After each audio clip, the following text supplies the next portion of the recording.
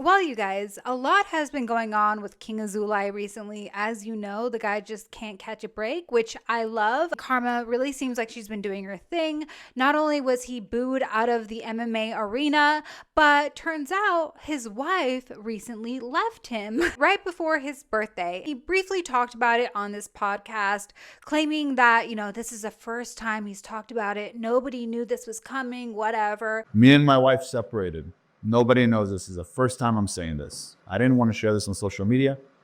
But, if you're in the loop, everybody knew this was coming. Not only did she change her name on Instagram from Queen Azulai to like Nama Fitness or something like that, but she also had removed all her photos of them together. They had all these videos and pictures together on her Instagram, and she took all of those down. Now, we don't know why she left. We just know that she left. And honestly, good for her. So I do have a video coming out soon on the new podcast. He's been really doing the rounds lately, but that's not what this video is about today. Today we're going to be talking about how he and his dipshit brother flew to Miami for his birthday and have been hitching their wagon to Clavicular, as all these washed up alphas love to do. They love to hitch their wagon to somebody more relevant than them when they start realizing that their views are going down and nobody gives a shit about them anymore. They will try to, leech off of somebody more popular for the clout and attention. And that is exactly the play that he's doing here. But before we get into anything, welcome back everyone. I'm Danielle.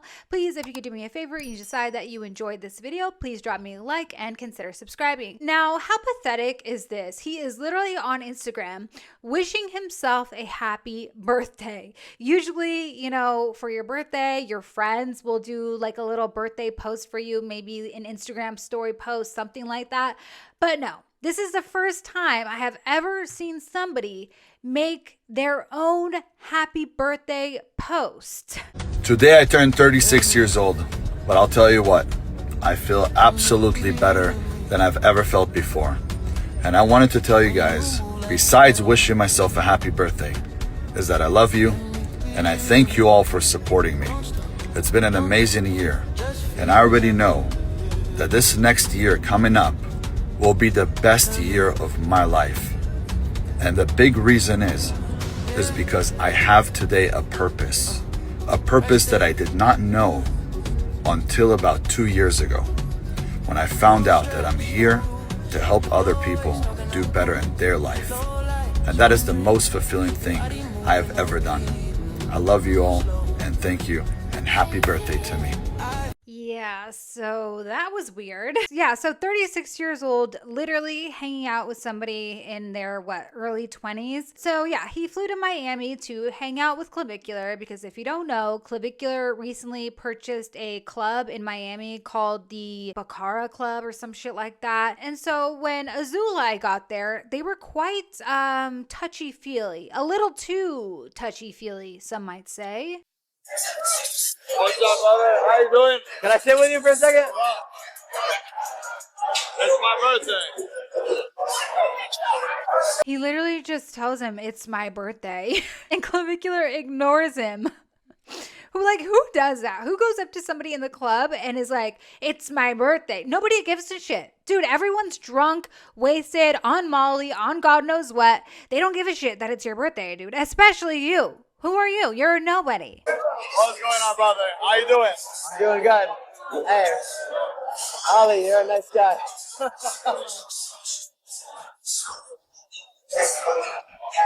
Wait, can we remake? Let's remake the video. Let's do it. You ready? Yeah.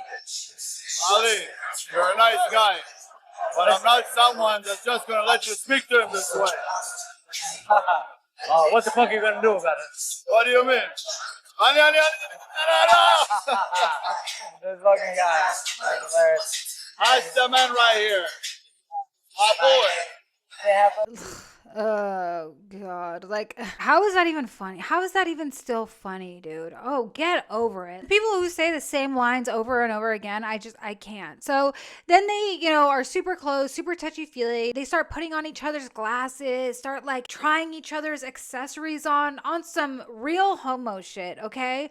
But it had me wondering if there's something more to this whole collaboration, because as we know, Clavicular is in pretty deep with the the Israeli mob. There are a few people who seem to have great interest in him and his club. This guy, Hi Joaquin, seems to have, some investments or interests, you could say, in Clavicular's club. And pictured with him on his left is his wife, and all the way to the far left is a man named Aris Nanos. And if you don't know who Ari Nanos is, he is the co-owner and managing partner of Kiki on the River. And you might recognize him because he is the one who posted the Free Wes Watson sign at his club. And he even posted a tribute recently for Wes Watson, constantly posting Free Wes Watson. He's huge in the Free Wes Watson movement.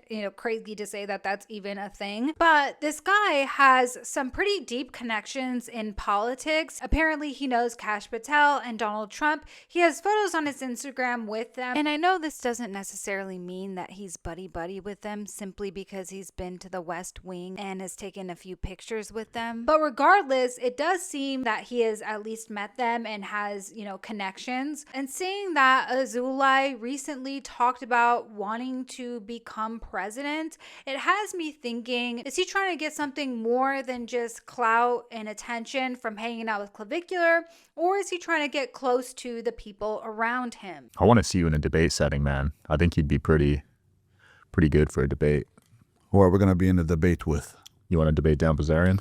I want to debate Dan. He doesn't want to debate me. He declined 3 times. He declined to debate me. He declined to fight. But for some reason, he wants to go to Israel and kill Israelis. He's going to put on his big boy boots. I'd snap his neck in half. You challenged him to a fight to the death. Yeah. I could see why he turned that one down, but... Okay, but let's not say fight to the death, right? I mean, he said he wants to kill Israelis, so... Yeah.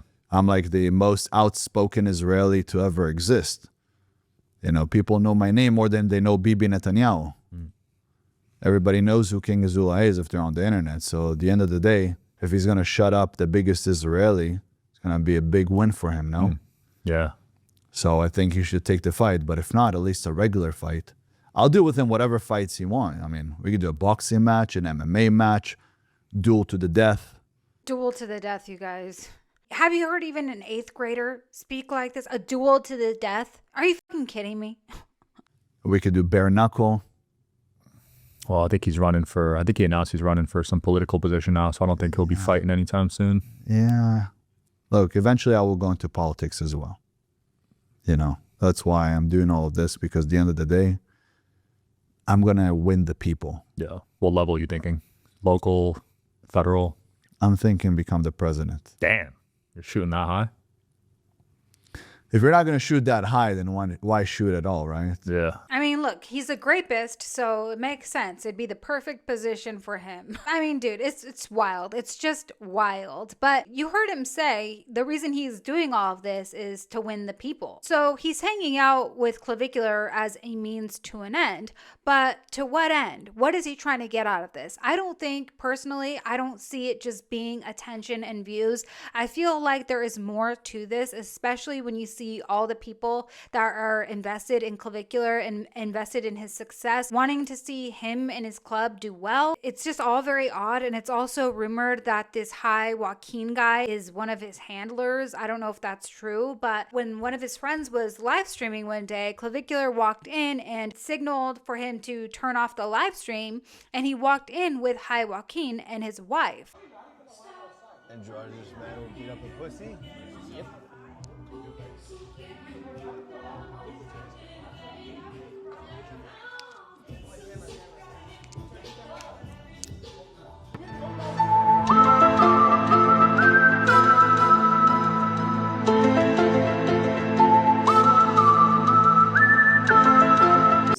Keep in mind, guys, these guys are very well connected to the Israeli mob. So it's just very weird. What is going on here? Why are they so interested in Clavicular? And why is Azulai suddenly trying to buddy up to Clavicular, a guy who is so young? Yeah, maybe for views and clout. But to me personally, there seems to be more to the story, especially when you look at what he said about Clavicular just a couple of months ago. You think it wasn't planned? As most people play checkers, very few play chess. And we know who's a very, very good chess player. the one and only Mr. Tate, to go to the club, play that song in the Sprinter van while he's trying to get out of the Sprinter van, while he's not singing with everybody at the club, but he lets his brother do it, so that way they do it. And the Miami Avengers, who obviously he doesn't like because Sneeko has been sneaky little bastard, been talking a lot of shit about Tate. He wanted to take him out real quick. And Nick Fuentes, little angry Lord Farquaad, the one who is claiming to be a virgin at 27, a very trusted source told me that he's actually homosexual and he is not looking for a woman, and that is why he's a virgin when it comes to being with a woman, but not when it comes to being with a man. So he's angry because he knows that if he comes out of the closet, everybody's gonna shut him down. Tate made sure to also remove the little guy, because the little guy gets more views than Tate today, as a man that wants a lot of power does not like that.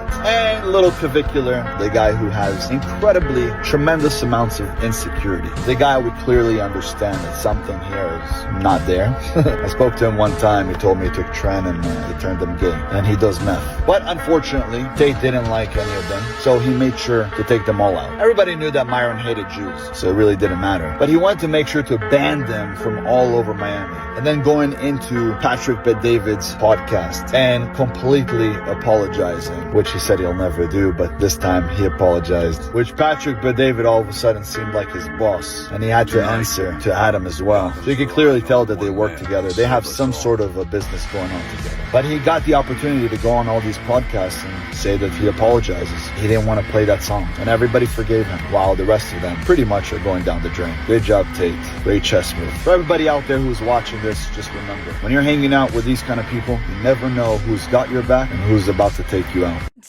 He believes there's this huge conspiracy that Tate, even after all the stuff he said about Jewish people, that he secretly is on the Jews' side and used this whole, event in Miami where they played the Hail Hitler song to take out all the people who hate. Just so crazy. Like, I can't even believe that he actually believes this shit, but anything to kiss Tate's ass. Tate can get away with anything. He's such a Tate dick rider. It's insane. He can do no wrong in Azulai's eyes. It's so pathetic. Hey guys, so I actually just saw this on Instagram and decided to add it in this video last minute. I noticed that Clavicular posted a photo with Piper Rockelle, and if you guys don't know, Piper Rockelle is actually one of the main reasons I originally started YouTube in the first place. Her situation was so disturbing to me that it genuinely pushed me to start speaking out against the exploitation of children online by their parents. So after seeing this photo that Clavicular posted, I clicked on Piper Rockelle's page and I noticed that she also posted a video with him. And the reason I'm bringing this up is because we're already discussing Clavicular surrounding himself with questionable people and some very dark situations online. Seeing this connection honestly is so disgusting and disturbing, especially considering the fact that he is now hanging out with dirtbags like Azulai. So for those who are unfamiliar, Piper Rockelle has been heavily exploited by her mom, Tiffany, since she was a child. Her mom started posting content of her when she was like 8 years old, and it wasn't just like family content, it was extremely inappropriate. She had photos of her basically in lingerie, and she was actually even selling bikini photos of her on a website called Brand Army, because obviously at this time she was just a minor and couldn't yet be on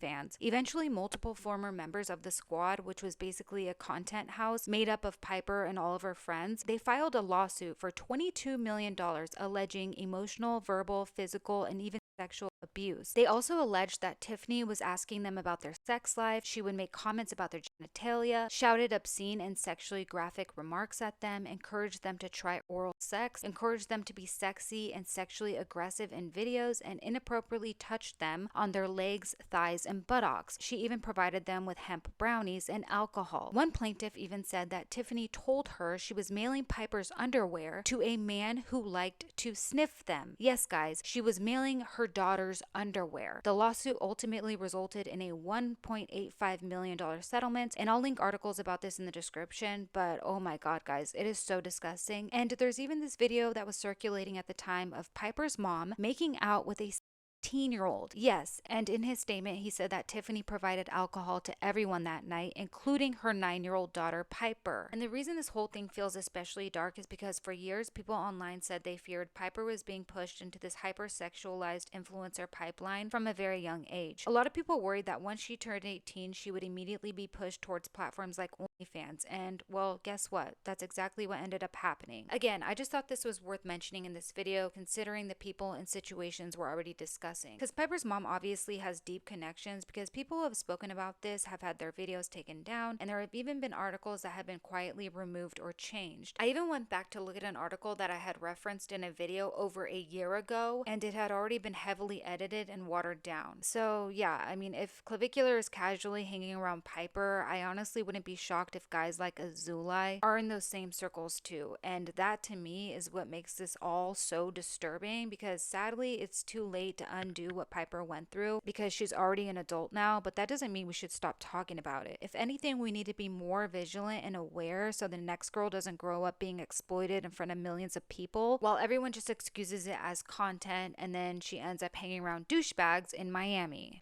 But anyways, you guys, obviously Clavicular has no problem surrounding himself with guys like Azulai who are PDFs, because he has his own allegations himself, crazy things that personally I believe he has done, but we'll just have to wait and see how that case turns out. But I just don't see things ending well for this guy. I really don't. I mean, just with all the people he's surrounding himself with, being in the club world when he already has a gnarly addiction to drugs, being so obsessed with his looks, treating women horribly, just being super abusive in every way, in my opinion.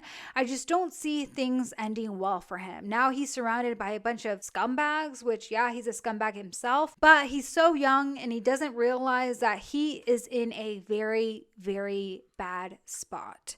Very bad spot. And there is no way, once you're in this deep with these kind of people, these kind of, mobsters with deep ties in governments and involved in crazy shit. I don't want to talk too much about it, but you guys know what I mean. And just the fact that he is involved with all of these really dark people, it's concerning. And even though I don't like the guy, it's scary. Even just watching it from afar, it's scary. But I don't feel bad for him. I really don't, because he's a scumbag. This is not going to end well for him. He's not going to have a happy ending whatsoever. But anyways, you guys, thank you so much for watching. Please like this video if you liked it. Subscribe if you want to subscribe, and I'll see you next time. Take care.